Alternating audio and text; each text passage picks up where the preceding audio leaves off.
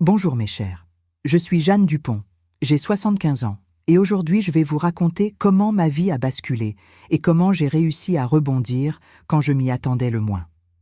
Mais avant de commencer cette histoire qui me serre encore le cœur, j'aimerais vous demander d'aimer cette vidéo, de vous abonner à la chaîne et de me dire dans les commentaires d'où vous regardez. J'adore savoir qu'il y a des gens de toute la France qui écoutent mes histoires. Bon, revenons à l'année 1969. J'avais 39 ans. J'étais mariée depuis 22 ans avec Marcel, et nous étions ce qu'on pouvait appeler une famille traditionnelle à cette époque. Nous avions 4 enfants. Richard, l'aîné, 21 ans, Sylvie avec 19 ans, Robert, 16 ans, et la petite dernière, Sophie, qui n'avait que 12 ans. Nous habitions dans une maison confortable, pas luxueuse, mais c'était la nôtre. Marcel avait un magasin de matériaux de construction qui nous permettait de faire vivre la famille. Et moi, comme la plupart des femmes de ma génération, je m'occupais de la maison et des enfants. À cette époque, nous n'avions pas toutes ces facilités d'aujourd'hui. La lessive était un vrai sacrifice. La machine à laver que nous avions était de ces anciennes qui nécessitaient d'essorer le linge à la main après. Et c'est lors d'un de ces lundis après-midi, jour où je m'occupais du linge le plus lourd, que ma vie a changé pour toujours. J'étais là à vérifier les poches de la veste de Marcel avant de la mettre à laver, comme je le faisais toujours. Il était organisé avec ces choses-là, rarement il laissait quelque chose dans ses poches. Mais ce jour-là, ce jour fatidique, j'ai trouvé un papier soigneusement plié dans la poche intérieure. Quand je l'ai ouvert, mon cœur s'est glacé. C'était une facture de l'hôtel Les Étoiles, datée du vendredi précédent. Justement le jour où Marcel avait dit qu'il irait à un salon des matériaux de construction à Lyon. Mes mains tremblaient tellement que j'ai dû m'asseoir au bord du lit. Avec la note de l'hôtel, il y avait un reçu d'une bijouterie montrant l'achat d'un collier de perles. Je n'avais jamais reçu de perles de Marcel pendant toutes ces années de mariage. Soudain, toute une vie de dévouement et de confiance s'est effondrée comme un château de sable. Je me souviens qu'à ce moment-là, je n'ai pas réussi à pleurer. C'était comme si quelque chose s'était figé en moi. J'ai gardé les reçus sous ma boîte à couture et j'ai continué à laver les vêtements comme si rien ne s'était passé. Sophie est rentrée de l'école et m'a demandé si j'allais bien, parce que je devais avoir une mine terrible. J'ai dit que c'était juste de la fatigue. Cette nuit-là, je n'ai pas pu dormir. Je fixais le plafond pendant que Marcel ronflait à côté de moi, comme si tout allait bien dans le monde. Comment pouvait-il dormir si paisiblement après m'avoir trompé, après m'avoir menti en me regardant dans les yeux? J'ai repensé à toutes les fois où il avait dit qu'il travaillerait tard ces derniers mois, à tous les salons professionnels et réunions d'affaires qui semblaient se multiplier. Le lendemain matin, j'ai pris une décision qui changerait tout. Je ne confronterai pas Marcel immédiatement. C'est ce qu'il attendrait de moi. Une explosion émotionnelle, des larmes, des cris, le scénario parfait pour qu'il dise que j'exagérais, que j'étais hystérique. Non, je serais plus intelligente. J'ai décidé d'observer et de rassembler plus d'informations avant de prendre des mesures.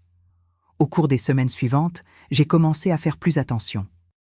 Je notais dans un petit carnet caché dans mon tiroir de sous-vêtements les heures où il partait et arrivait, les appels étranges qu'il recevait et allait prendre loin de moi. Une fois, j'ai même appelé le magasin quand il a dit qu'il y serait, et l'employé m'a dit que le patron était parti depuis des heures. Ce ne fut pas difficile de découvrir qui elle était. Il m'a suffi d'aller au magasin un jour où j'ai dit que j'allais rendre visite à ma sœur. J'ai vu Marcel sortir pour déjeuner et se diriger tout droit vers la pharmacie 2 pâtés de maison plus bas. Elle était là, Isabelle, une jeune femme d'environ 25 ans, cheveux longs et lisses, bien différents des miens, déjà parsemés de quelques cheveux blancs que je teignais religieusement chaque mois. Ils ne m'ont pas vue, mais je les ai vus partir ensemble. Leur regard, sa main dans son dos, tandis qu'ils entraient dans une voiture qui n'était pas la nôtre. Ça m'a fait l'effet d'un coup de poignard. Là se trouvait la femme qui menaçait de détruire ma famille, 20 ans plus jeune que moi. Que pouvais-je faire contre ça? Cette nuit-là, j'ai pleuré en cachette dans la salle de bain pour la première fois, avec le robinet ouvert pour que personne ne m'entende. Mais quand je suis sortie de là, j'avais pris une deuxième décision. Je ne serais pas la victime de cette histoire. J'ai commencé à faire quelque chose que je n'avais jamais fait auparavant, prêter attention aux affaires de Marcel. Il laissait toujours des papiers du magasin à la maison, des factures, des commandes, des notes de frais, des choses qui ne m'avaient jamais intéressé auparavant. Mon père disait toujours que les questions d'argent étaient des affaires d'hommes et moi, naïve, j'y avais cru. Mais maintenant, j'avais besoin de comprendre ce qui se passait. C'est ainsi que j'ai découvert quelque chose encore plus choquant que la trahison. Marcel détournait de l'argent du magasin. De petites sommes allaient vers un compte bancaire que je ne connaissais pas. Et le pire, j'ai trouvé un document indiquant qu'il avait mis un terrain que nous avions acheté ensemble au nom d'une autre personne. Pas besoin d'être très intelligente pour deviner qui c'était. Mon beau-frère Nicolas, frère de ma sœur, travaillait comme comptable. Un jour, alors que Marcel travaillait tard, encore une fois, je suis allée chez lui avec certains des documents que j'avais trouvés. Je n'oublierai jamais le regard stupéfait de Nicolas. « Jeanne, tu te rends compte de ce qui se passe ? Il prépare le terrain pour te laisser sans rien. » Ce fut comme une seconde douche froide. L'humiliation de la trahison ne suffisait pas. Marcel prévoyait de me laisser dans la misère avec 4 enfants à élever. Le même homme qui, il y a 22 ans, avait promis de m'aimer et de me respecter jusqu'à ce que la mort nous sépare. Nicolas m'a conseillé de faire des copies de tous les documents que je trouverais et m'a aidé à comprendre ce qui se passait. Nous avons découvert que Marcel commettait même quelques irrégularités fiscales dans l'entreprise, probablement pour me cacher de l'argent quand il demanderait le divorce. Pendant 3 mois, j'ai rassemblé des preuves, des documents, noté des dates, des valeurs, des conversations, gardé tout dans un dossier caché chez ma sœur. Pendant ce temps, je continuais d'être la même épouse qu'avant. Je préparais les plats préférés de Marcel, ne questionnais jamais ses horaires, souriais quand il rentrait à la maison. Il semblait soulagé par mon apparente naïveté, ce qui ne faisait qu'augmenter ma détermination. Le moment que je craignais tant et en même temps attendais est finalement arrivé un dimanche soir. Les garçons étaient ressortis, il n'y avait que Sophie à la maison, qui était déjà couchée. Marcel est venu avec ce discours répété, disant que nous devions parler, que les choses n'allaient pas bien entre nous depuis longtemps, que peut-être il serait préférable de suivre des chemins séparés. « C'est à cause d'Isabelle de la pharmacie ?» ai-je demandé calmement, voyant la couleur disparaître de son visage. Il a bégayé, essayé de nier, mais quand il a vu que je savais tout, il a changé de tactique. Il a dit qu'il ne voulait pas me blesser, que ces choses arrivent, que nous n'étions plus les mêmes qu'avant. Et puis, il est venu avec sa proposition. Nous vendrions la maison. Il me donnerait une bonne partie de l'argent, suffisamment pour que je puisse louer un petit appartement et recommencer ma vie. Il garderait le magasin, bien sûr, parce que c'est lui qui avait bâti l'entreprise. J'ai tout écouté en silence. Quand il a terminé, je suis allée dans la chambre et je suis revenue avec un dossier. Je l'ai posé sur la table de la cuisine et j'ai simplement dit « Je pense que nous avons plus à discuter, Marcel. » Son visage, en ouvrant ce dossier et en voyant tous les documents, toutes les preuves des virements bancaires, des détournements, des irrégularités fiscales. Ah, mes chers, si je pouvais prendre une photo de ce moment et la garder pour toujours. C'était comme voir un château de mensonges s'effondrer au ralenti. « Qu'est-ce que tu veux ?» a-t-il demandé. Après un long silence, « Je veux ce qui me revient de droit. La moitié de tout ce que nous avons construit ensemble ces 22 dernières années, y compris le magasin. Et je veux que tu quittes la maison aujourd'hui. Tu peux aller vivre avec Isabelle puisqu'elle est si spéciale. » Il a essayé de débattre, de crier, de m'accuser de chantage, mais j'avais toutes les cartes en main. S'il n'acceptait pas mes conditions, j'apporterais toutes ces preuves à la police, aux fournisseurs, aux clients. Sa réputation et son entreprise seraient ruinées, sans compter les possibles conséquences légales. Ce soir-là même, Marcel a quitté la maison avec seulement 2 valises. Les enfants ont été choqués quand je leur ai dit la vérité le lendemain.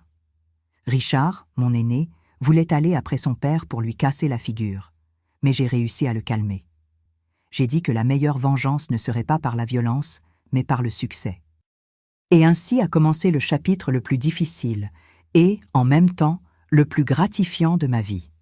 À 39 ans, avec 4 enfants et seulement le certificat d'études, je me suis retrouvée soudainement copropriétaire d'un magasin de matériaux de construction, une entreprise dont je comprenais à peine le fonctionnement.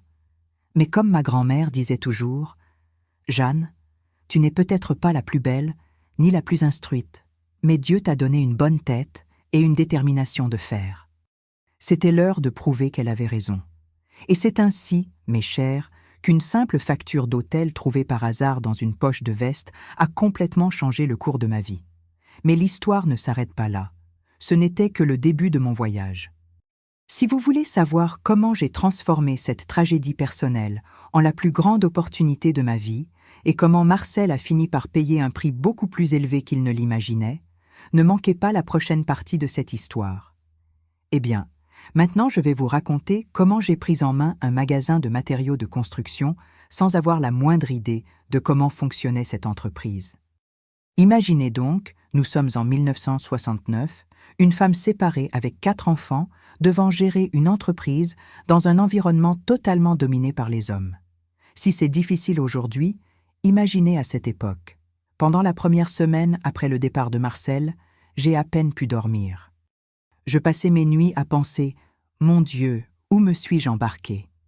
Il y avait des moments où je voulais revenir en arrière, accepter n'importe quel accord qu'il proposait, juste pour ne pas avoir à affronter ce monde inconnu. Mais alors je regardais mes enfants endormis et je savais que je ne pouvais pas fléchir. Le premier jour où je suis entré dans le magasin en tant que propriétaire, j'ai senti tous les regards sur moi. Il y avait 5 employés, tous des hommes. Monsieur André, qui était le plus ancien et s'occupait de la caisse, Jules et Martin, qui servèrent les clients, Sébastien, qui s'occupait de l'entrepôt, et Pierre, un jeune homme qui faisait les livraisons. Aucun d'eux n'a caché sa surprise, et je dois dire sa méfiance, en apprenant que je serais leur nouvelle patronne. « Madame Dupont, vous allez vraiment rester ici ?» a demandé monsieur André, un homme de près de 60 ans, qui travaillait avec Marcel depuis l'ouverture du magasin. « Le travail ici est dur, vous savez. Il faut gérer les fournisseurs, les clients difficiles, les retards de livraison. »« Oui, monsieur André, » ai-je répondu, essayant de montrer une assurance que j'étais loin de ressentir. « Et j'aurais besoin que vous m'appreniez tout ce que vous savez. » Les premières semaines, j'ai subi des humiliations qui me font encore mal quand j'y repense. Des clients qui entraient et qui, en me voyant, demandaient si le patron était là. Des fournisseurs qui refusèrent de négocier avec moi, disant qu'ils préféraient traiter avec des hommes. Et le pire, beaucoup des anciens amis de Marcel ont commencé à répandre en ville que le magasin ferait faillite en quelques mois. « Une femme n'a pas la tête pour les affaires », disait-il. S'il savait comme ces paroles me blessaient comme des lames de rasoir. Il y a eu un jour particulièrement difficile, quand un client de longue date, propriétaire d'une entreprise de construction, est entré dans le magasin et, en apprenant que j'étais aux commandes, a simplement tourné les talons en disant qu'il irait acheter ailleurs. « Je ne fais pas d'affaires avec les femmes », a-t-il dit devant tout le monde. Je suis rentré dévasté ce jour-là. J'ai tellement pleuré dans la salle de bain que mes yeux étaient gonflés. Sylvie, ma fille aînée, l'a remarqué et m'a demandé ce qui se passait. C'est là que j'ai pris une décision. Je ne cacherai plus rien à mes enfants. Ils savaient déjà pour la trahison, mais pas toutes les difficultés que j'affrontais. J'ai appelé les 4 au salon et leur ai tout raconté. Les clients qui quittèrent le magasin, les employés méfiants, les fournisseurs qui ne me respectaient plus pas. À ma surprise, au lieu d'être inquiets, ils se sont rassemblés autour de moi. « Maman, je peux aider aux livraisons après la fac », a dit Richard, qui étudiait l'ingénierie. « Comme ça, tu ne dépendras pas autant de Pierre. »« Je sais taper à la machine », a proposé Sylvie. « Je peux organiser les commandes et les factures les week-ends. » Même Robert, avec ses 16 ans, s'est offert pour aider au stock pendant les vacances scolaires. Seule la petite Sophie est restée silencieuse, mais elle est venue me serrer dans ses bras et m'a dit « Tu es la maman la plus forte du monde, tu sais ?» Ce moment a tout changé. J'ai réalisé que je n'étais pas seule dans cette bataille. J'avais 4 jeunes courageux à mes côtés, prêts à se battre avec moi. Et c'est ainsi que nous avons commencé à élaborer notre plan pour sauver l'entreprise. La première chose que j'ai faite a été de m'asseoir avec monsieur André et de jouer cartes sur table. Je lui ai dit que je savais que beaucoup doutèrent de moi, mais que j'étais prête à tout apprendre sur l'entreprise. Je lui ai demandé s'il serait à mes côtés dans ce voyage. Le vieil homme m'a regardé longuement avant de répondre. « Madame Dupont, je travaille dans les matériaux de construction depuis 35 ans. J'ai vu beaucoup de gens venir et partir dans ce secteur. Et je vais vous dire une chose, ce qui fait qu'une entreprise réussit, ce n'est pas si la personne est un homme ou une femme, c'est le dévouement et l'honnêteté. Si vous avez ces deux qualités, vous pouvez compter sur moi. » Ces paroles étaient comme un baume. Enfin, quelqu'un qui croyait en moi. À partir de ce jour, M. André est devenu mon bras droit et mon professeur. Tous les matins, nous arrivions 1 heure avant l'ouverture du magasin, et il m'expliquait patiemment comment fonctionnait chaque aspect de l'entreprise, les marges bénéficiaires des différents produits, comment négocier avec les fournisseurs, comment gérer le stock. Petit à petit, j'ai découvert quelque chose d'intéressant. Environ 40% des clients qui entrèrent dans le magasin étaient des femmes, des épouses envoyées par leur mari pour acheter du matériel, des femmes au foyer faisant de petites réparations, des veuves rénovant leur maison, et toutes semblaient déplacées, intimidées par cet environnement masculin, exactement comme je me sentais dans les réunions avec les fournisseurs. C'est alors que j'ai eu une idée. Pourquoi ne pas faire de ma prétendue faiblesse ma plus grande force ? Si les hommes ne voulaient pas faire affaire avec moi parce que j'étais une femme, je me concentrerais sur les clientes femmes à qui personne ne prêtait attention. J'ai commencé à faire de petits changements dans le magasin. D'abord, j'ai embauché une employée, Christine, pour aider au service. Elle avait de l'expérience dans la vente, et plus important encore, elle comprenait la gêne que beaucoup de femmes ressentaient en entrant dans un magasin de matériaux de construction. Ensuite, nous avons réorganisé le magasin pour le rendre plus accueillant. Nous avons amélioré l'éclairage, mieux organisé les produits, mis quelques chaises pour que les gens puissent attendre. Mais le changement le plus important a été dans le service. J'ai demandé à tous les employés de traiter les clientes femmes avec le même respect et la même attention qu'ils accordaient aux hommes. Pas d'explications condescendantes ou de termes techniques inutiles pour impressionner. Juste du respect et de la clarté. Ensuite, j'ai eu une autre idée qui changerait complètement notre entreprise. J'ai commencé à proposer de petits cours gratuits le samedi, enseignant les bases de la peinture, du remplacement de robinets, des petites réparations domestiques. Faites-le vous-même, on l'appelait, à une époque où il n'existait que le bricolage destiné aux hommes. Le premier samedi, seules 3 femmes sont venues, toutes amies de ma sœur qui étaient là plus par solidarité. Le deuxième, elles étaient déjà 8, le troisième 15. En 3 mois, nous avions plus de 30 femmes qui participaient et beaucoup d'entre elles sont devenues des clientes fidèles. Une histoire que je n'oublie jamais est celle de Madame Carole, une veuve d'une 60aine d'années qui est venue à notre deuxième cours. Elle venait de perdre son mari et était désespérée parce que le robinet de sa cuisine ne cessait de goutter et tous les plombiers qu'elle avait appelés facturaient une fortune, profitant de sa situation. Nous lui avons appris comment remplacer ce simple robinet, nous lui avons vendu les pièces à un prix juste, et 2 semaines plus tard, elle est revenue radieuse, racontant qu'elle avait réussi à faire le travail toute seule et économiser de l'argent qui, dans sa situation, faisait une grande différence. « Vous m'avez rendu ma dignité, Madame Dupont », m'a-t-elle dit les larmes aux yeux. Mon mari s'occupait toujours de tout à la maison. Quand il est parti, j'ai cru que je serais dépendante des autres pour toujours. Vous m'avez montré ce que je peux apprendre, ce que je peux faire. Des paroles comme celle-là n'ont pas de prix. Chaque fois qu'une femme sortait de notre magasin, se sentant plus capable, plus indépendante, je sentais que j'étais sur la bonne voie, non seulement construisant une entreprise, mais transformant des vies, y compris la mienne. Bien sûr, tout n'a pas été rose. Nous avons eu beaucoup de difficultés financières les premiers mois. Marcel avait laissé plusieurs dettes que je n'ai découvertes qu'après, et certains fournisseurs ont commencé à me mettre la pression pour le paiement. Il y a eu un mois particulièrement difficile où j'ai dû vendre mes bijoux de mariage pour payer les employés. Et comme si les problèmes financiers ne suffisaient pas, je devais aussi faire face aux rumeurs malveillantes que Marcel répandait en ville. Il disait à tous que je lui avais volé son magasin, que je ne comprenais rien aux affaires, que je menais tout à la faillite.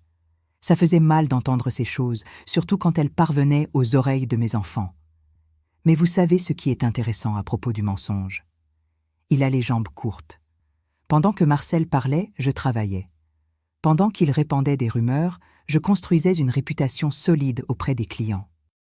Et c'est ainsi, en travaillant du matin au soir, en apprenant de mes erreurs, en m'appuyant sur ma famille et des employés fidèles comme Monsieur André, que nous avons réussi non seulement à survivre à cette terrible première année, mais à commencer à prospérer. À la fin de 1970, quelque chose d'incroyable s'est produit. Nous avons clôturé l'année avec un bénéfice, petit, c'est vrai, mais un bénéfice que beaucoup doutaient que nous obtiendrions. Nous avons pu donner une modeste prime de Noël aux employés et même organiser une petite fête au magasin. Je me souviens avoir regardé autour de moi lors de cette simple célébration, les employés, mes enfants, quelques clients fidèles devenus amis, et ressenti un bonheur authentique pour la première fois depuis cette fatidique découverte de la facture d'hôtel. Mais ce que je ne savais pas cette nuit festive, c'est que le plus grand défi était encore à venir. Marcel, voyant que le magasin n'avait pas fait faillite comme il l'avait prédit, préparait son coup final contre moi.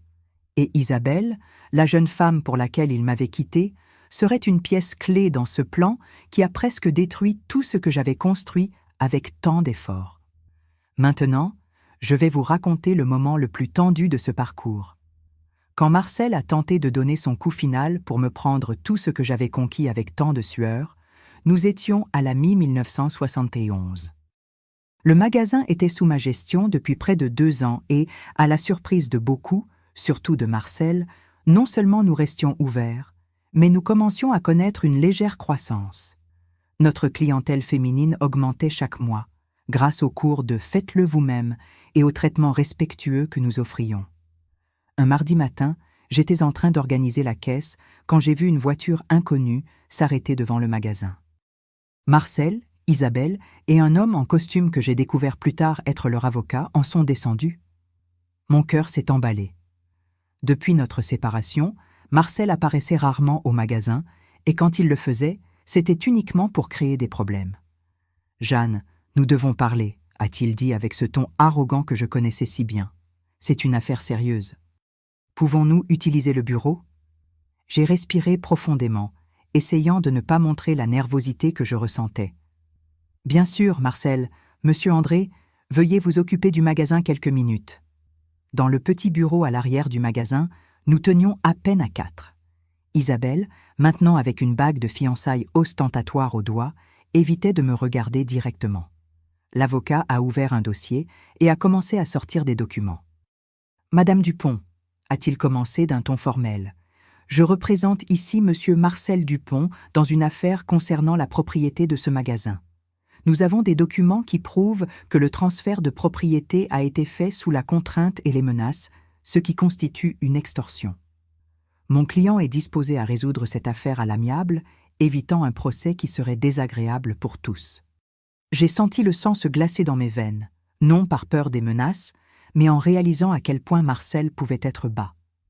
Là se trouvait l'homme qui m'avait trompé, qui avait prévu de me laisser sans rien, m'accusant maintenant d'extorsion. Et quelle serait cette résolution à l'amiable ? Ai-je demandé, gardant ma voix aussi ferme que possible. C'est alors que Marcel a souri de cette façon qui me donnait toujours des frissons. « C'est simple, Jeanne. Tu me vends ta part du magasin à un prix équitable, disons 30% de la valeur marchande, et nous oublions toute cette histoire.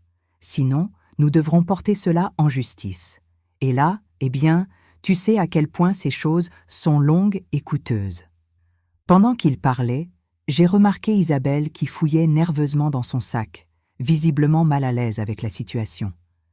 Elle semblait plus mince que dans mon souvenir, avec des cernes profonds. Quelque chose me disait que la vie avec Marcel n'était pas le conte de fées qu'elle avait imaginé. « Et si je refuse ?» ai-je demandé directement. L'avocat s'est éclairci la gorge. « Madame, j'ai ici les témoignages de 3 fournisseurs affirmant que vous avez utilisé des informations confidentielles pour nuire aux affaires de Monsieur Dupont. Ceci, ajouté aux menaces d'exposition publique, constitue un délit. » À ce moment-là, j'ai compris le plan. Marcel avait acheté le témoignage de certains fournisseurs, probablement ceux avec qui il avait des négociations obscures. C'était leur parole contre la mienne. Et dans une petite ville en 1971, qui croirait une femme séparée face à des hommes d'affaires établis, combien de temps ai-je pour décider ? ai-je demandé pour gagner du temps. « 1 semaine, a répondu l'avocat. Après ce délai, nous engagerons les mesures judiciaires appropriées. Après leur départ, je me suis effondrée dans la chaise. Je me sentais comme si tout l'air avait été aspiré de mes poumons. Tout ce que j'avais construit avec tant de sacrifices ces 2 dernières années était menacé. Monsieur André est entré dans le bureau, inquiet de mon expression. « Madame Dupont, tout va bien ? Que voulaient ces 3-là » Je lui ai raconté la menace. Le vieil homme a tout écouté en silence, se grattant le menton grisonnant. « Madame Dupont, vous vous souvenez de ce fournisseur de ciment, Jacques des Matériaux JM ? Eh bien, il m'a dit la semaine dernière que Marcel avait essayé de le convaincre de signer un papier, disant que vous aviez fait je ne sais quoi. Il a même offert de l'argent, mais Jacques a refusé. Il a dit qu'il n'allait pas salir son nom à cause d'une querelle de couple. » Cette information était comme un rayon d'espoir. Si Marcel essayait d'acheter des témoignages, c'est que son dossier n'était pas aussi solide qu'il voulait le faire paraître. Cette nuit-là, je n'ai pas pu dormir. Je tournais en rond dans la maison, réfléchissant aux alternatives. Je pourrais vendre ma part à Marcel et recommencer à zéro, mais comment subviendrais-je aux besoins de mes enfants avec seulement 30% de la valeur réelle de l'entreprise ? Et après tout ce que nous avions traversé, comment pourrais-je simplement abandonner ? Le lendemain matin, j'ai pris une décision. Je ne céderai pas au chantage, mais j'avais besoin d'aide. J'ai appelé mon beau-frère Nicolas, le comptable qui m'avait aidé quand j'avais découvert les irrégularités de Marcel. « Nicolas, j'ai besoin que tu analyses ces documents que Marcel utilise contre moi. Je veux savoir s'il y a quelque chose que nous pouvons faire. » 2 nuits plus tard, Nicolas est apparu chez moi avec des nouvelles qui ont tout changé. « Jeanne, sais-tu pourquoi Marcel est si désespéré de récupérer le magasin maintenant ? J'ai découvert que lui et cette jeune femme, Isabelle, sont pleins de dettes. Il a ouvert sa propre entreprise avec l'argent qu'il a réussi à te cacher, une société de distribution de matériel électrique, mais elle est en train de couler. D'après ce que j'ai appris, c'était l'idée d'Isabelle, qui l'a convaincue d'investir tout son capital dans ce secteur qu'elle ne connaissait même pas. Cela expliquait beaucoup de choses, y compris l'aspect fatigué d'Isabelle, mais Nicolas avait plus d'informations. Et il y a autre chose. Tu te souviens de ces irrégularités fiscales que nous avions découvertes dans le magasin avant la séparation ? Eh bien, il semble que Marcel ait continué avec les mêmes pratiques dans sa nouvelle entreprise, mais maintenant à plus grande échelle. Si le fisc enquête, il est cuit. C'était comme si une ampoule s'était allumée dans ma tête. Marcel n'était pas seulement après le magasin. Il avait besoin d'effacer les traces des irrégularités qu'il avait commises quand il en était le propriétaire. Si je vendais ma part maintenant, il pourrait modifier les livres de compte, cacher les preuves et peut-être même utiliser le magasin pour blanchir l'argent de l'autre entreprise en faillite. Nicolas, que se passe-t-il si je porte ces informations aux impôts ? Mon beau-frère a ajusté ses lunettes, pensif. Eh bien, ils ouvriraient probablement une enquête. S'ils trouvaient suffisamment de preuves, Marcel répondrait de fraude fiscale. Mais Jeanne, es-tu sûre ? Cela pourrait aussi te retomber dessus, puisque tu étais son épouse à l'époque. J'ai passé les jours suivants tourmenté par cette décision. Je ne voulais pas créer plus de problèmes, mais je ne pouvais pas non plus permettre à Marcel de tout me prendre sur la base de mensonges. C'est alors que j'ai eu une idée qui changerait le cours de cette histoire. Le 6e jour de l'ultimatum, j'ai appelé Marcel. Nous devons parler. Juste nous deux, sans avocat, sans Isabelle. Viens au magasin après la fermeture. Il est arrivé ponctuellement, avec cet air de victoire anticipée. Il pensait probablement que j'avais cédé à la peur et que j'accepterais sa proposition injuste. Alors, Jeanne, as-tu décidé d'être raisonnable ? J'ai ouvert le tiroir du bureau et j'ai mis sur la table une enveloppe. Voici ma contre-proposition, Marcel. Dans l'enveloppe, il y avait 2 choses. Premièrement, des copies des documents qui prouvaient les irrégularités fiscales qu'il avait commises les années précédentes. Deuxièmement, un nouveau contrat rédigé par un avocat que Nicolas m'avait présenté. « Qu'est-ce que c'est ?» a-t-il demandé, confus. « Ceci, Marcel, c'est ce qui va se passer si tu insistes sur cette histoire de me poursuivre en justice. Ces documents iront directement aux impôts et ce n'est pas la peine d'essayer de nier. car j'ai tout enregistré chez le notaire. J'ai vu son visage pâlir pendant qu'il feuilletait les copies. Il savait que je ne bluffais pas. Et le contrat? C'est simple. Tu retires toutes les accusations contre moi, tu signes un document reconnaissant que le transfert du magasin était légal et juste, et en échange, je ne livre pas ces preuves aux autorités. De plus, tu transfères à mon nom l'autre moitié du magasin. En compensation, j'assume toutes les dettes de l'entreprise et je te verse une pension mensuelle pendant les 2 prochaines années. Suffisamment de temps pour que tu te remettes sur pied, si tu sais mieux gérer ton argent cette fois. Marcel est passé du pâle au rouge en quelques secondes. C'est du chantage? Non, Marcel, c'est une négociation. Le chantage, c'est ce que tu as essayé de faire avec moi. La différence, c'est que mes preuves sont réelles, pas des témoignages achetés. Il a soufflé, fait les 100 pas dans le bureau, frappé sur la table, m'a appelé par tous les noms possibles. Mais à la fin, quand il a réalisé que je ne céderais pas, il a fini par signer le contrat. Que pouvait-il faire? S'il refusait, il affronterait non seulement la honte publique, mais peut-être même la prison. 2 semaines plus tard, le magasin Matériaux de construction Dupont est devenu Matériaux de construction Nouvelle Ère, et il était officiellement à 100% le mien. Les dettes que j'avais assumées étaient considérables, mais avec un travail acharné et une bonne gestion, je savais que nous pourrions les surmonter. Ce fut une période difficile, je ne vais pas le nier. Il y avait des nuits où je me réveillais en panique, me demandant si j'avais fait la bonne chose, si je pourrais honorer tous les engagements financiers. Mais alors, je me souvenais des paroles de ma grand-mère. « Jeanne, tu as une bonne tête et une détermination de fer. » C'était le moment de le prouver encore une fois. Le plus surprenant a été ce qui est arrivé à Marcel et Isabelle après cet épisode. Avec l'argent de la pension que je payais, ils ont essayé de maintenir l'entreprise de matériel électrique. Mais les dettes étaient déjà trop importantes. En moins de 6 mois, ils ont dû fermer leurs portes. C'est alors que j'ai appris, par des clients et des amis communs, qu'Isabelle avait abandonné Marcel. Apparemment, quand elle a réalisé qu'il n'y aurait plus la vie luxueuse qu'il avait promise, elle a simplement fait ses valises et disparu. Certains disaient qu'elle était retournée dans sa ville natale, d'autres qu'elle avait trouvé un autre homme avec plus d'argent. Je n'ai jamais su la vérité et je ne me suis pas soucié de la découvrir. Quant à Marcel, il a commencé à boire lourdement après avoir tout perdu. Une fois, je l'ai croisé dans la rue principale de la ville. Il était abattu, avec des vêtements usés, le regard perdu de quelqu'un qui n'a plus d'espoir. Pendant un instant, nos yeux se sont rencontrés. Il n'y avait pas de colère là, juste une profonde défaite. J'ai continué mon chemin sans rien dire, avec un mélange de pitié et l'étrange sensation que la justice, à sa manière particulière, avait été rendue. Et c'est ainsi, mes chers, que non seulement j'ai survécu au coup final de Marcel, mais j'ai transformé sa dernière tentative de me détruire en l'opportunité qui m'a complètement libéré. Le magasin était maintenant entièrement à moi, sans fantôme du passé, sans menace en suspens sur ma tête, mais le voyage était loin d'être terminé. Les années 70 ont apporté de nouveaux défis, de nouvelles opportunités et surtout m'ont appris que cette femme timide et incertaine que j'avais été un jour était restée dans le passé pour toujours. La Nouvelle Ère n'était pas seulement le nom de mon magasin, c'était le nom de ma vie. Les années qui ont suivi ma victoire sur Marcel ont été faites de beaucoup de travail, mais aussi de grandes réussites.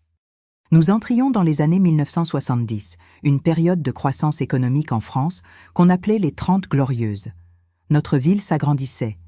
De nouvelles constructions apparaissaient partout et cela signifiait plus d'opportunités pour notre entreprise. Je me souviens parfaitement du jour où mon fils Richard, qui avait déjà obtenu son diplôme d'ingénieur, est rentré à la maison avec une idée qui changerait notre destin pour toujours. « Maman, as-tu déjà pensé à t'étendre ? Ils sont en train de construire un nouveau quartier dans la zone sud de la ville. Il n'y a encore aucun magasin de matériaux de construction là-bas. » Je confesse que mon premier instinct a été de dire non. Nous avions déjà traversé tant de difficultés. Nous avions enfin nos comptes à jour. Pourquoi prendre des risques ? Mais il y avait quelque chose dans le regard de mon fils, cet enthousiasme juvénile mélangé à une connaissance technique qui m'a fait m'arrêter pour réfléchir. Et comment ferions-nous cela, fils ? Ouvrir une succursale coûte de l'argent, Et tu sais que nous payons encore les dettes que ton père a laissées. » Richard avait déjà tout planifié. Il avait fait une étude détaillée du marché local, analysé les coûts, projeté le retour sur investissement, m'a montré des graphiques, des tableaux, tout très bien élaboré. À ce moment, j'ai vu que mon fils n'était plus le garçon blessé par la trahison de son père. C'était un homme d'affaires compétent. Nous pourrions commencer petit, maman, louer un hangar au lieu d'acheter, maintenir un stock réduit au début, amener les matériaux plus grands du magasin principal selon les commandes. Et je peux m'occuper de cette filiale. J'ai déjà parlé avec Robert. Il est prêt à assumer plus de responsabilités ici au magasin principal pour que tu puisses te diviser entre les deux endroits. Robert, mon deuxième fils, venait de terminer un BTS en comptabilité et s'occupait déjà des finances du magasin. Sylvie, ma fille aînée, travaillait comme enseignante, mais les week-ends, elle aidait avec la partie administrative. Et la petite Sophie, qui n'était plus si petite, étudiait l'architecture et apportait des idées fraîches sur la façon d'organiser le magasin de manière plus attrayante pour les clients. J'ai réalisé à ce moment que ce n'était plus seulement mon combat, c'était une entreprise familiale, quelque chose que nous construisions ensemble. Après une semaine de réflexion, consultant M. André, qui restait mon bras droit, et faisant plus de calculs, j'ai pris la décision. Nous ouvririons la succursale. Les mois suivants ont été de travail double. Nous avons trouvé un hangar en bon état dans le nouveau quartier. J'ai négocié un loyer avec option d'achat future et nous avons commencé les rénovations pour le transformer en deuxième unité des matériaux de construction Nouvelle Ère. Richard a assumé la tâche avec tant d'engagement que je devais souvent lui rappeler de rentrer à la maison pour se reposer.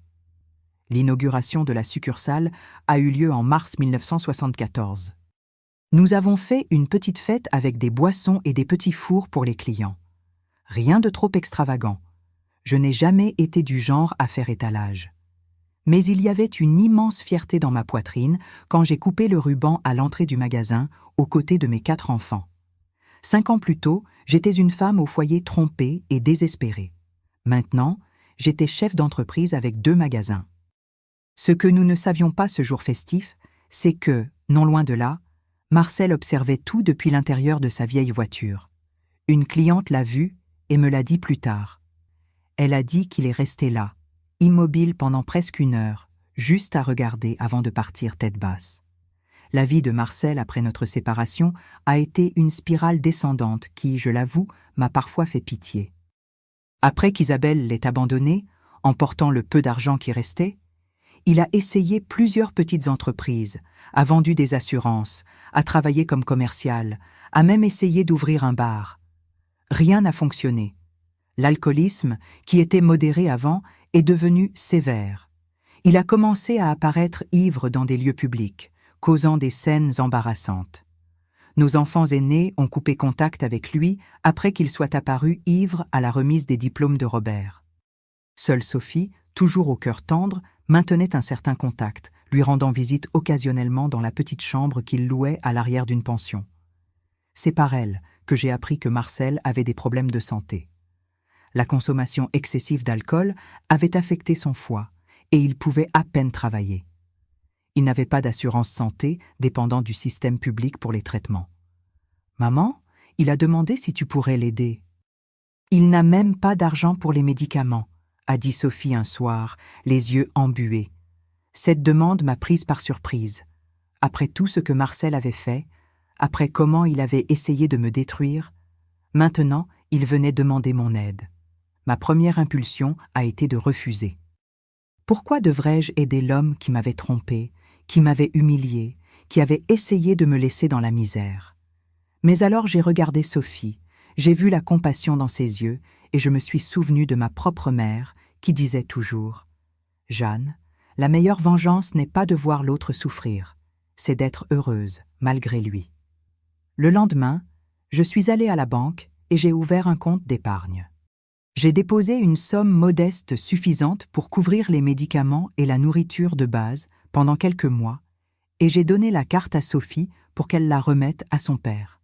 Ce n'était pas beaucoup, mais c'était ce que je pouvais et voulais faire à ce moment-là. Dis-lui qu'il n'a pas besoin de me remercier. Je ne le fais pas pour lui, mais pour toi et tes frères. pour que vous sachiez que dans notre famille, nous n'abandonnons pas les gens, même ceux qui nous ont fait du mal. Pendant que la vie de Marcel s'écroulait, notre entreprise prospérait. Le deuxième magasin a eu tant de succès qu'en 1976, nous avons pu acheter l'immeuble au lieu de continuer à le louer. La même année, Robert a suggéré que nous élargissions notre stock pour inclure des matériaux de finition plus sophistiqués, des carrelages importés, des sanitaires de meilleure qualité, de la robinetterie pour cuisine et salle de bain. Maman, il y a une nouvelle clientèle qui émerge en ville. Des gens avec plus d'argent qui veulent des maisons plus luxueuses. Et ils vont acheter ces matériaux à Paris parce qu'ici personne ne les propose. Encore une fois, j'ai dû vaincre mon conservatisme naturel. Investir dans des produits plus chers signifiait un risque plus grand. Et si nous ne les vendions pas? Et s'ils restaient invendus dans le stock? Mais je faisais confiance au flair commercial de mon fils, qui avait hérité de mon sens de la prudence ainsi que d'une vision plus moderne des affaires. Le pari a réussi. Bientôt, notre magasin est devenu une référence non seulement pour les petites rénovations et les constructions de base, mais aussi pour des projets plus ambitieux. Des architectes de la ville ont commencé à amener leurs clients pour découvrir nos produits différenciés. Et qui dirigeait ce segment de luxe? Ma cadette, Sophie, qui avait un talent naturel pour comprendre ce que les clients les plus exigeants recherchaient. En 1979, nous avons franchi une autre étape importante. Nous avons acheté un terrain à l'entrée de la ville et construit notre troisième magasin, beaucoup plus grand que les précédents. Ce n'était plus seulement un magasin de matériaux de construction, mais un centre complet avec showroom de produits, salle pour un service personnalisé et même un petit auditorium où nous continuions à offrir nos cours de « Faites-le vous-même », maintenant élargis pour inclure des thèmes comme la décoration et les petits projets de jardinage. C'est à cette époque que j'ai reçu un appel téléphonique inattendu. C'était une infirmière de l'hôpital public. « Madame Dupont, je vous appelle à la demande de Monsieur Marcel Dupont. Il est hospitalisé ici dans un état grave et a demandé à vous parler. » J'ai hésité. Cela faisait presque 10 ans que je n'avais pas parlé directement à Marcel. Que pouvait-il vouloir de moi maintenant? Mais quelque chose dans la voix de l'infirmière, peut-être l'urgence, peut-être la compassion, m'a fait accepter. L'hôpital public était un endroit triste, avec des murs écaillés et une forte odeur de désinfectant. Marcel était dans une infirmerie, avec 5 autres patients séparés seulement par de fins rideaux. Quand je l'ai vu, j'ai eu du mal à reconnaître cet homme maigre, jaunâtre, aux cheveux complètement blancs. À 59 ans, il semblait en avoir 80. « Jeanne !» a-t-il chuchoté quand je me suis approchée du lit. « Tu es venue ?»« Je suis venue, Marcel. Qu'est-ce qu'il y a ?»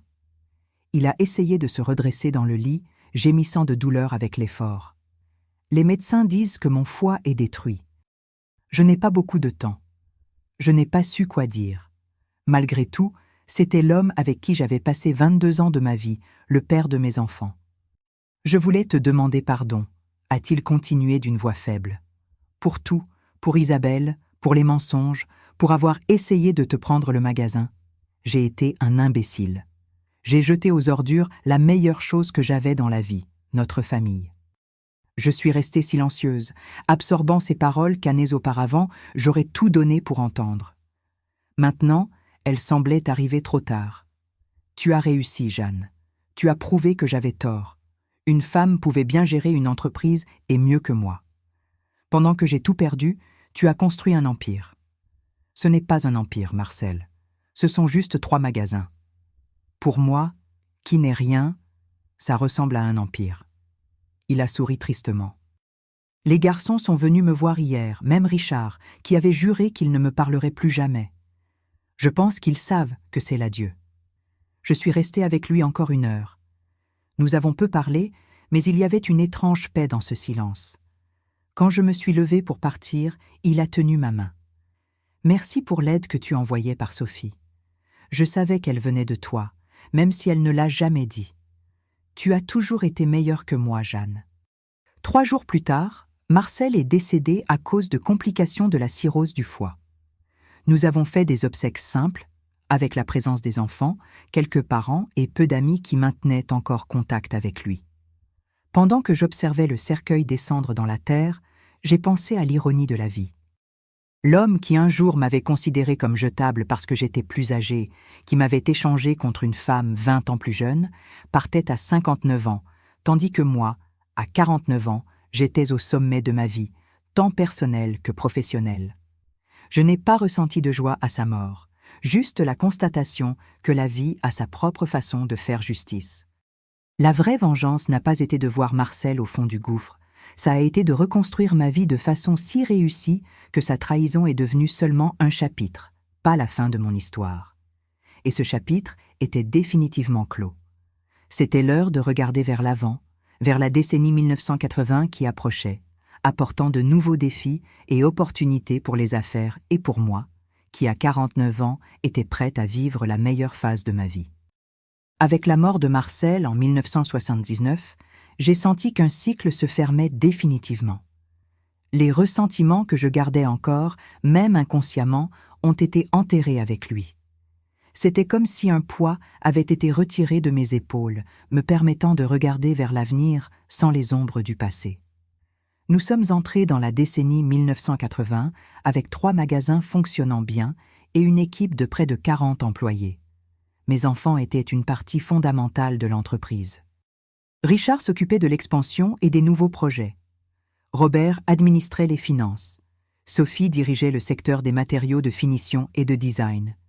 Et Sylvie, qui maintenait son travail d'enseignante, nous aidait avec les formations et la partie éducative des cours que nous offrions. C'est à cette époque que j'ai commencé à penser sérieusement à l'avenir de l'entreprise. J'avais 50 ans, l'énergie à revendre et beaucoup de projets, mais aussi la conscience que nous devions nous préparer pour les temps à venir. La France traversait une période économique turbulente, avec l'inflation croissante et l'instabilité. Comment survivrions-nous à cela? La réponse est venue d'une façon inattendue. Un dimanche après-midi, lors d'un déjeuner de famille, nous étions tous réunis dans ma maison, mes 4 enfants, leurs conjoints, qui avaient déjà rejoint la famille, et mes premiers petits-enfants. Entre une conversation et une autre, Richard a mentionné qu'une chaîne de magasins de matériaux de construction de Paris était intéressée à ouvrir une filiale dans notre ville. Ce seraient des concurrents forts, maman. Ils ont du capital, de l'expérience, du pouvoir de négociation avec les fournisseurs. J'étais inquiète, bien sûr. La concurrence a toujours existé, mais une grande chaîne pourrait vraiment affecter notre entreprise. C'est alors que Sylvie, toujours la plus calme et observatrice de mes enfants, a fait une suggestion qui changerait tout. Et si, au lieu de leur faire concurrence, nous devenions une chaîne aussi, pas seulement ici en ville, mais dans toute la région. Ah, nous l'avons regardé avec surprise. S'étendre à d'autres villes semblait un trop grand bond. Réfléchissez bien, a-t-elle continué. Nous avons la connaissance du marché local qu'ils n'ont pas. Nous connaissons les coutumes, les besoins des gens d'ici. Si nous ouvrons des magasins dans les villes voisines avant eux, nous pouvons créer un réseau régional fort. Cette idée a tourné dans ma tête pendant des jours. C'était risqué, cela exigerait un investissement, plus d'employés, plus de complexité administrative. Mais c'était aussi une opportunité de croissance, comme nous n'avions jamais envisagé auparavant. Après de nombreuses réunions familiales, analyses financières et études de marché, nous avons décidé de franchir le pas. En 1982, nous avons ouvert notre premier magasin hors de notre ville natale, dans une ville voisine qui était en pleine croissance grâce à une nouvelle usine de chaussures qui s'y était installée. À ma surprise, la répercussion a été immédiate et positive. Beaucoup de gens connaissaient déjà notre réputation et étaient heureux de ne plus avoir à se déplacer pour acheter des matériaux de qualité. Le succès de cette première expansion nous a donné confiance pour continuer. Dans les 3 années suivantes, nous avons ouvert 2 autres magasins dans d'autres villes de la région. Ce n'était plus le petit matériau de construction Nouvelle Ère, nous étions maintenant le réseau Nouvelle Ère, avec un logo standardisé, des uniformes pour les employés et un système de gestion centralisé que Robert avait développé avec l'aide d'un programmeur. Mais tout n'a pas été rose. En 1986 est venu le plan Delors, la première de nombreuses tentatives du gouvernement de contrôler l'inflation qui affligeait le pays. Soudain, les prix ont été plafonnés, le franc dévalué, et nous avons dû réapprendre à faire des affaires dans ce nouveau scénario. Je me souviens des files d'attente énormes dans nos magasins, des gens désespérés pour acheter des matériaux avant qu'ils ne manquent, du défi de maintenir le stock approvisionné, quand beaucoup de fournisseurs préféraient retenir les produits plutôt que de les vendre au prix plafonné. Ce fut l'une des périodes les plus difficiles pour les affaires, mais aussi un moment où notre union familiale a fait toute la différence. Alors que de nombreux concurrents fermèrent leurs portes, incapables de naviguer dans ces eaux turbulentes, nous nous sommes adaptés, avons diversifié les fournisseurs et avons même commencé à produire nous-mêmes certains articles de base, comme le mortier et le ciment joint, pour ne pas dépendre autant des tiers. Au milieu de ces défis professionnels, quelque chose d'important s'est produit dans ma vie personnelle. Lors d'une convention de détaillants de matériaux de construction à Paris, en 1988, j'ai rencontré Henri, un veuf de 62 ans qui avait une scierie dans le Jura. La rencontre a été fortuite. Nous étions à la même table lors d'un dîner de fraternisation, mais la conversation a coulé de manière si naturelle que lorsque nous nous en sommes rendus compte, nous étions les derniers au restaurant. Henri était différent de tout homme que j'avais connu. Respectueux, intelligent, sans ce machisme auquel j'étais habitué à faire face dans le milieu des affaires. Nous avons échangé nos numéros de téléphone et, à ma surprise, il a appelé le lendemain, m'invitant à prendre un café avant que je ne retourne dans ma ville. Pendant des mois, nous sommes restés en contact par téléphone et lettres. Il venait me rendre visite tous les 2 ou 3 mois. Il a rencontré mes enfants, j'ai rencontré sa famille. C'était une relation mature, sans les pressions et les attentes que j'avais vécues dans ma jeunesse. À 58 ans, je me sentais comme une adolescente, expérimentant l'amour véritable pour la première fois. En 1990, après 2 ans de relation à distance, Henri m'a fait une demande que je n'imaginais jamais entendre à nouveau. « Jeanne, veux-tu m'épouser ?» Je confesse que j'ai hésité. J'avais construit une vie indépendante. J'étais à l'aise avec ma routine, avec mon espace. Avais-je vraiment besoin d'un mari à ce stade de la vie?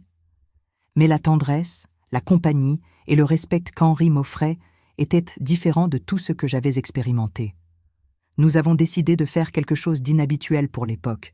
Nous ne nous sommes pas mariés officiellement, mais avons commencé à vivre ensemble, partageant notre temps entre ma ville et la sienne.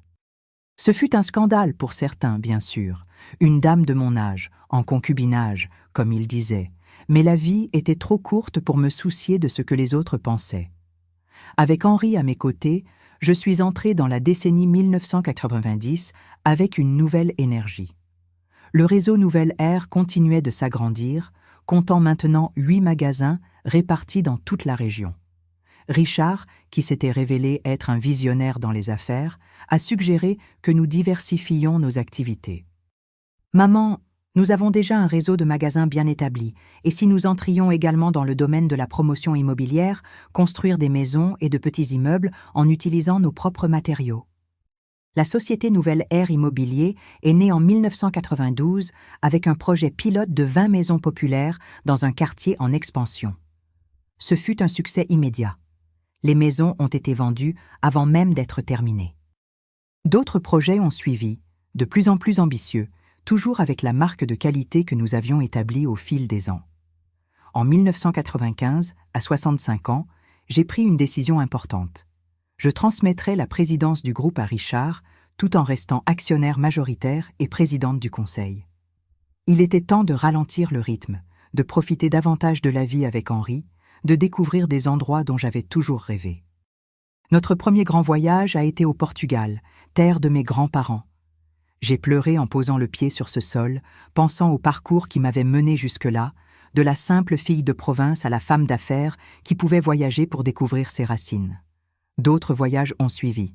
Italie, Espagne, Angleterre. Chaque lieu me remplissait d'enchantement et de gratitude pour la vie que j'avais réussi à construire. En 1997, quelque chose s'est produit qui m'a rempli de fierté. Le magazine régional des affaires m'a élue femme d'affaires de l'année. Lors de la cérémonie de remise des prix, j'ai regardé l'assemblée et j'ai vu mes 4 enfants, mes petits-enfants déjà adolescents, Henri les yeux embués et des dizaines d'employés qui avaient grandi avec l'entreprise. Je suis montée sur scène avec les jambes tremblantes et en recevant le trophée, j'ai seulement pu dire « Ce prix n'est pas le mien. Il appartient à une femme qui, à 39 ans, a trouvé une facture d'hôtel dans la poche de son mari et, au lieu de se laisser détruire, a décidé de reconstruire sa vie, brique après brique. L'ovation qui a suivi résonne encore dans mes oreilles quand je me souviens de cette soirée. Les années 2000 sont arrivées, apportant de nouveaux défis et joies. Le réseau Nouvelle Ère continuait de s'étendre, maintenant avec 15 magasins dans 3 régions.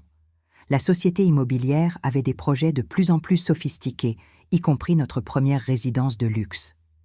Et en 2003, nous avons lancé la Fondation Nouvelle Ère, un projet social pour enseigner la construction civile et l'artisanat avec des matériaux recyclables aux femmes à faible revenu.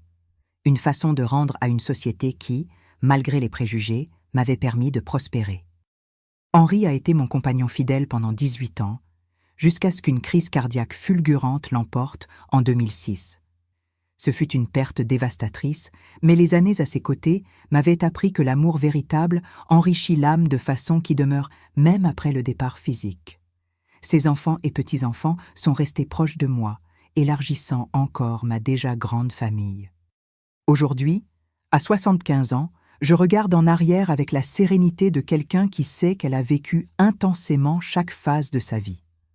Le réseau Nouvelle Ère compte maintenant 27 magasins dans 5 régions, administrés par mes enfants, petits-enfants et une équipe de dirigeants compétents.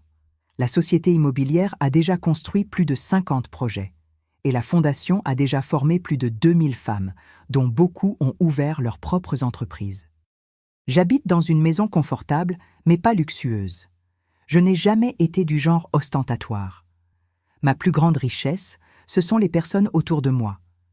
4 enfants qui ont réussi, 11 petits-enfants et même 3 arrière-petits-enfants qui sont la joie de mes jours.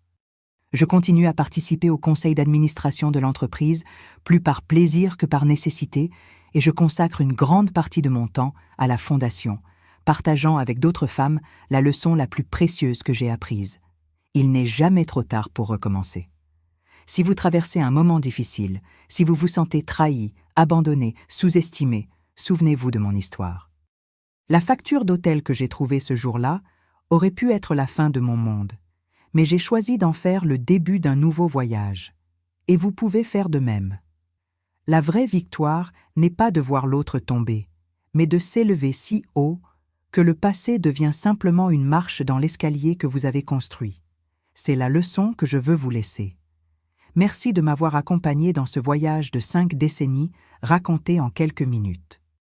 Si vous avez aimé mon histoire, laissez un like, abonnez-vous à la chaîne et partagez avec quelqu'un qui a peut-être besoin d'entendre que même dans les moments les plus sombres, il est toujours possible de trouver une nouvelle aube. Et comme je le demande toujours, d'où regardez-vous? Avez-vous vécu quelque chose de similaire? Comment avez-vous surmonté cela?